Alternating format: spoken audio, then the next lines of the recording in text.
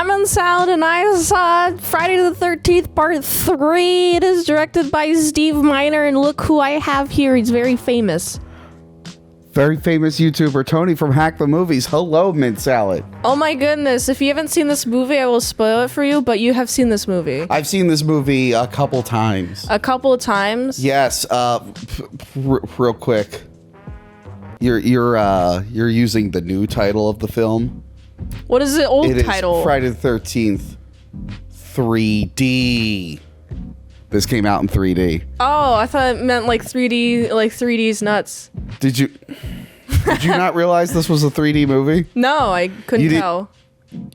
Really? Yeah. You didn't think it was weird that they kept having characters put objects really close to the lens? That part, I was like, hey, that looks pretty cool. Like, there's like a yo-yo part where it goes yo-yo. I was like, that's like interesting. That like farmer dude in the beginning picking up that pole, putting it right there, or the eye popping out, going right toward the camera. This was in 3D. Okay, that makes a lot of sense why they chose to film like that. So yes. I just thought it was interesting. No, honestly. that was like me with Freddy's Dead. The ending of that film is in 3D, and I remember being a kid not knowing it was supposed to be in 3D, and I'm like, why do they keep pointing at the screen? What is that? That makes sense. But yes, this picks off from 2. Yes, it does. Yeah, Jason got a haircut in between films. I'm pretty sure he had really long hair in 2. But he's underwater. Not in this one. Not in this one. No, but like at the end of the second one, right? No, she leaves him in the shed. She stabs him in the shoulder. I thought he went swimming. At the end of the second one, there's like a dream sequence where he jumps through a window, but technically he's just in the shed. Okay, that makes a lot of sense. So he finds a barber in the shed. I guess so. I don't know. Like, that's funny. 2, 3, and 4 are all in like the same week, and his face changes in all 3 films, and he goes from long hair to bald. I think he like gains and loses a foot of height. He's pretty bulky in this one, and then he slims down in the next one. I thought it was because of his supernatural abilities is why he was I guess so. I guess he changes every time he dies. I don't know. I really like the choice of campers in this one. It's so bright, the movie. Yeah, they're not really campers in this one. They're like... So they're RVs. Huh? They're RVs. Instead of campers, they're RVs. So... They are, it's like a mountain house. It's like a cabin that they have. So they're vacationing in the woods. They're not really connected to Camp Crystal Lake. They're at Crystal Lake. So these are like separate cabins. So all the movies just take place in a different place around Crystal Lake? Yeah, it's all around. The first one was Camp Crystal Lake. All right. The second one was, what was it, Packanack? It was near Camp Crystal Lake. Yeah. And now this is just like a house in the woods. A house in the woods. Yeah. I like the house in the woods trope. I especially like when they go to the house in the woods and it's like, bro, this already looks sketchy. Why are you here? It looks like a really nice cabin. It looks sketchy. How do you feel about the girl? She was, we find out that she was attacked in the woods months prior by Jason, who didn't kill her. And then she woke up and it's like... I thought she was lying. Well, I believe all women, man. I don't. God damn. Well, I'm not Tony from Hack the Movies. I'm Vito Gesualdi. How are you? I'm Vito Gesualdi. You're not as fat as him. No, I'm very fat. Here, I'll prove I'm Vito Gesualdi. Magic cards. So any problematic thing that's said, do not tag Tony from Hack the Movies. Tag Vito Gesualdi. Okay. So yeah, it's implied that Jason did something to her and didn't kill her. I always thought that was bizarre. This is when they were still trying to figure out Jason. Okay, so I was like, my mind of Jason is like, he always goes for the kill. Like, he'll never not kill. So like I'm like immediately suspect of her. But I like kind of slide it off. Yeah, but it's kind of weird that like she bumps into like her ex-boyfriend. And he's like, oh, I'm so glad to see you again. Let me try to shove my tongue down your throat. It's like, buddy, slow down. Stop with the PDA. Yeah, Stop like, why don't you slow down? This is the first time you're seeing her in a while. Maybe give her like a hug, a pat on the back. It seems like everyone in this is pretty sexually aggressive.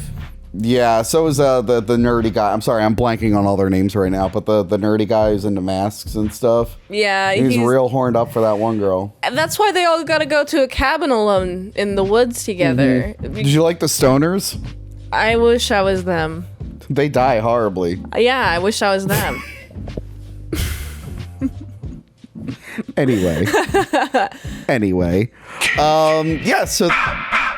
Oh, did you hear that sound, man? It's Jason. Oh my goodness gracious. Yes, so they're on the way to... They're in the mountains or whatever. They're partying. One of them is pregnant. That's irresponsible. Why in the woods when you're pregnant? Oh, you just want to experience life before you give birth. And I'm like... I think she's still pretty early on. Like early on in her life or in the pregnancy? I don't think they're that far from civilization. They should be closer. They're not that far. There's like a town nearby. Do you remember the drive from Camp Crystal Lake to the nearby town? It was like the longest drive ever in the first one. All right, well, I don't know. Look. They're camping. They have to get some supplies at one point. Yeah. And they run into some tough bikers. Those bikers, I'd befriend them. You would befriend them. Yeah, they would. I don't like how they're talking to them tough bikers, and I don't like how the tough bikers are talking to our good old pals that we're following in this movie. But what's his face? Nerdy guy shows him. He runs over all their motorcycles. Rude. I wouldn't advise... Well, they attacked him. Look, I wouldn't advise that still. That's just... A motorcycle is a cycler's prized possession, and I'm a nice person. I would punch somebody before running over somebody's motorcycle. Honestly. Would you, Tony? Would you run over somebody's motorcycle? I think you do more time if you punch the person, so... Why? Some people value human lives over what, a vehicles. simple punch? Oh no, a simple punch is going to hurt somebody versus, I don't know, have you considered not damaging somebody's property, which is somebody's money, which is time? Money equals time. You know what? Personal property is and intellectual property rights are the most important thing in the world, okay? Property is more important. You're right. Why did I... You know, it's like having a warehouse, okay? A warehouse is more important than the life of some guy making jokes. Tony, exactly. Yeah. You know it's... Now, you know what? You really won me over with that one. Yeah. Yeah, so the bikers also, like, kind of follow them to the house. That is stalking. That is stalking. That's that illegal. is legit stalking. Because they're also siphoning gas from them. That's rude. And then they're fucking around in their barn. I found that to be rude as well. Yeah, but Jason gets them. Honestly, they won. The camper... why do I keep calling them campers? The cabiners. Yeah. The cabiners won in this instance. I mean, they had some pesky pests. Yeah. And luckily, they don't have to deal with them anymore. Jason got them.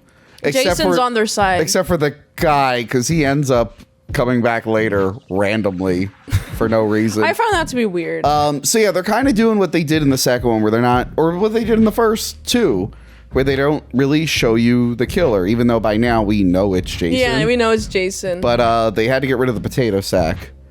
It's rumored because there was another film called Town That Dreaded Sundown that came out before Friday the 13th Part 2. That guy wore like a sack on his head. And he won the copyright for that. I don't know if there was ever any legal thing. It might have been a thing where, like, you know what, there's nothing yet. Let's just change it to be safe.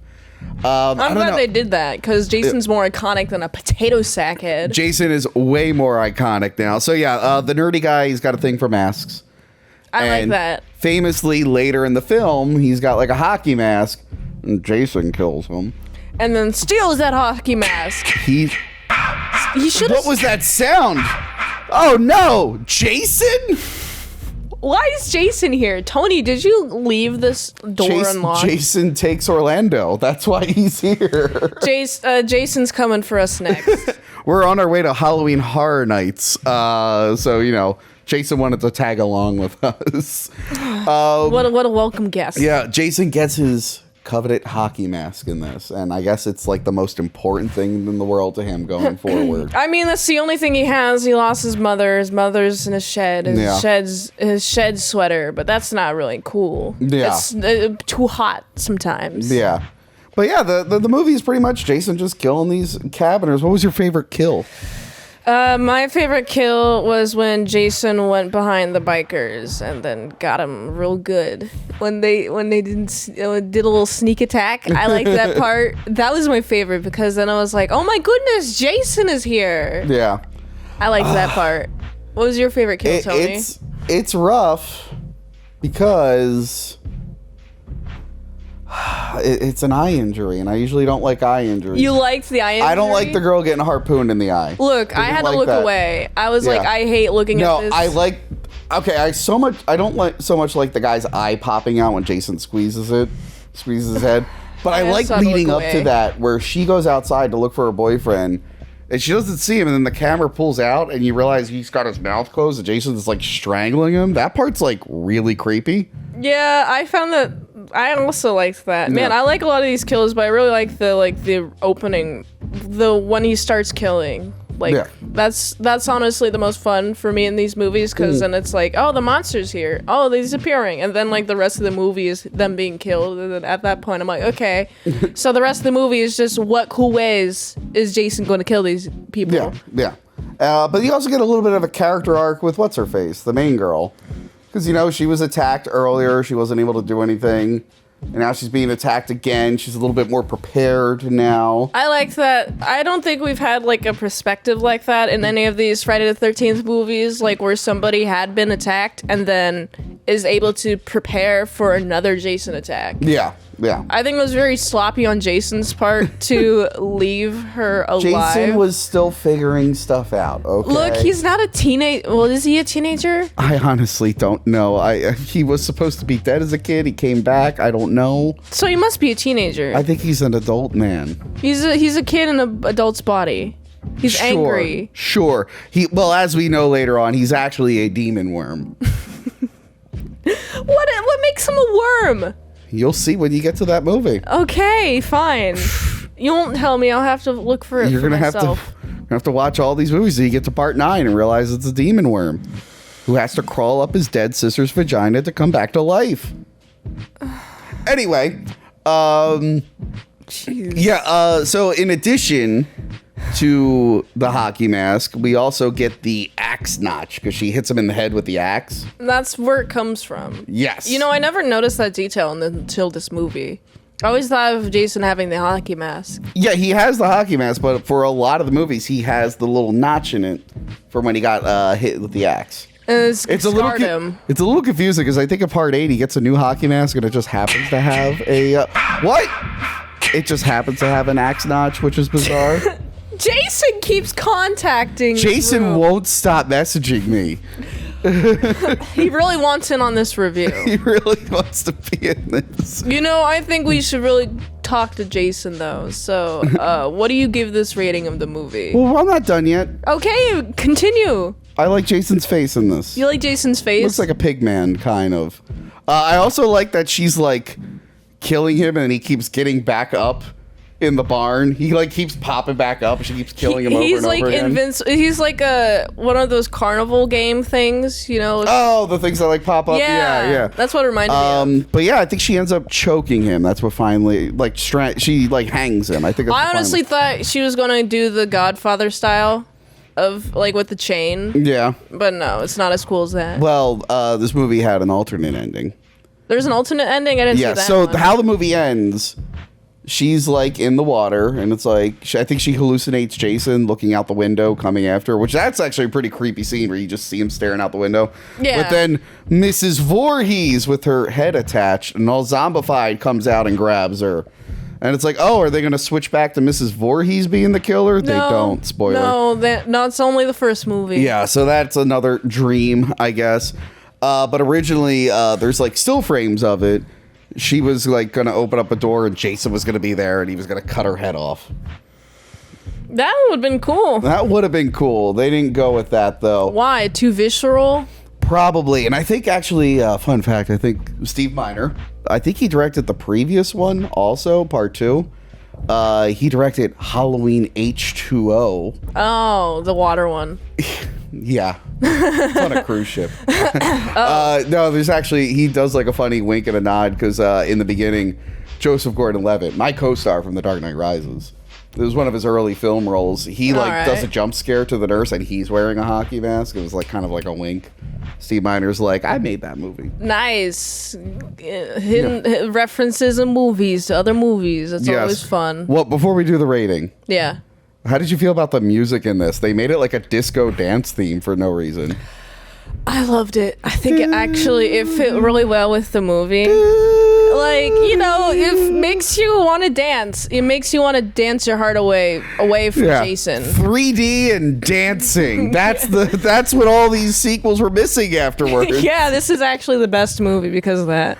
No, this movie's a fun time. Yeah, it is. I like it. The next one is when they really like figured out how to do these, and then they got weird afterwards. They're still working on Jason. Yeah, they were smart. They were like, okay, this hockey mask worked. We got to keep going with this. Yeah, it sure did. And then they kept getting more and more ridiculous.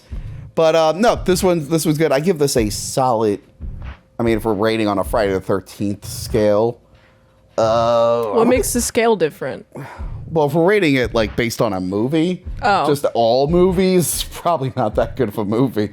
But in terms of Friday the 13th, I'm giving this one like an 8.9 out of 5.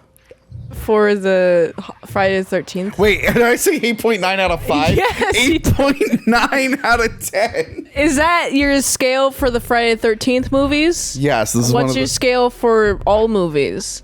Because that's what the number I'm going to put on the screen. The history of cinema? Yeah. And all that. I don't know. Probably like 3. A 3 out of 10? Yeah. Okay. I'd give this movie, based on all of the movies, a solid like 5.01 out of 10. What do you want to see, and what are you expecting in upcoming films besides more disco music, more techno music, more jazz? Okay, there's no disco or jazz.